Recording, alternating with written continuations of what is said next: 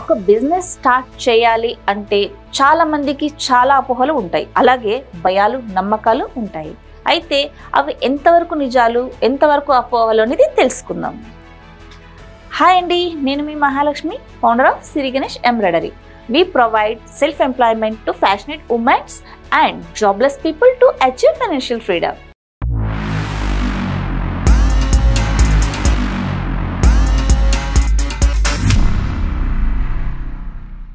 అసలు embroidery machine కొనాలి అంటే చాలా మందికి చాలా డౌట్స్ అండి.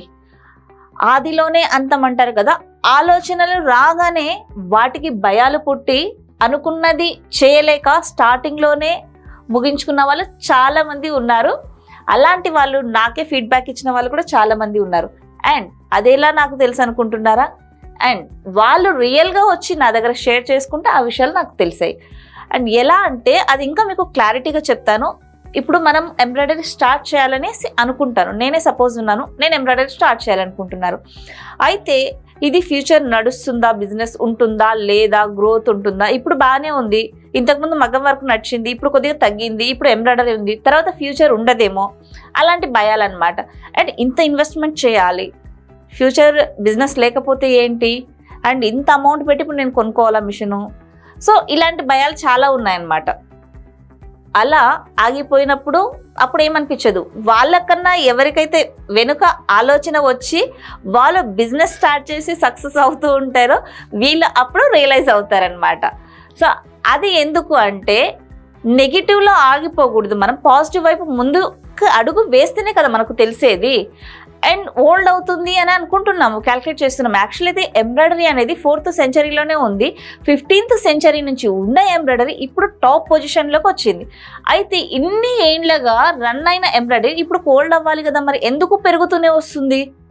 తగ్గిపోవాలి కదా, ఎందుకు తగ్గలేదు? సో ఇదేంటంటే ఒక చిన్న క్యాల్కులేషన్ అనమాట. మనకు ఎప్పటికప్పుడు పెరుగుతూనే ఉంది కానీ గ్రోత్ అనేది పడిపోవట్లేదు. అలాంటప్పుడు మనం ఎందుకు భయపడి ఆలోచనలతోటి ఆగిపోవాలి?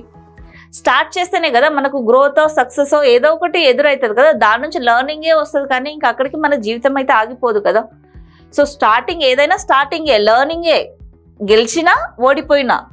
సో అలా అనేది పాజిటివ్ మైండ్ సెట్ తోటి నేను ధైర్యం చేస్తున్నాను, పాజిటివ్ మైండ్తో ఉన్నాను, చేసేది మంచి పని, దేవుడు దానికి సహాయం చేస్తాడు అన్న ఒక కాన్ఫిడెన్స్ తోటి మనం ముందుకెళ్ళాలి తప్ప డౌట్స్ నెగిటివ్స్ తోటి ఆగిపోతే వాళ్ళు ఇక్కడే కాదండి, ఎక్కడ ఎప్పుడు లైఫ్లో అనేది సక్సెస్ అనేది చూడలేరు.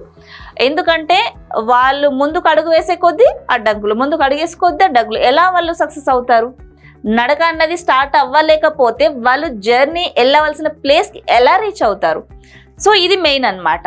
ఎవరైతే ఆగిపోయిన వాళ్ళు ఉన్నారో వాళ్ళు మళ్ళీ రియలైజ్ అరే మా వెనుక ఆలోచన వచ్చి వీళ్ళే ఇంత మంచిగా ఉన్నారు, మేము ఎప్పుడో అనుకునే ఆలోచనలతోటే వదిలేసాం భయపడి, మరి మేమెందుకు స్టార్ట్ చేయకూడదు, మేమెందుకు చేయకూడదు అని లేట్గా రియలైజ్ అయ్యి వచ్చిన వాళ్ళు కూడా చాలా మంది ఉన్నారు. సో అందుకే నేను ఇప్పుడు మీకు ఈ టాపిక్ చెప్పాలని అనుకుంటున్నా అండి.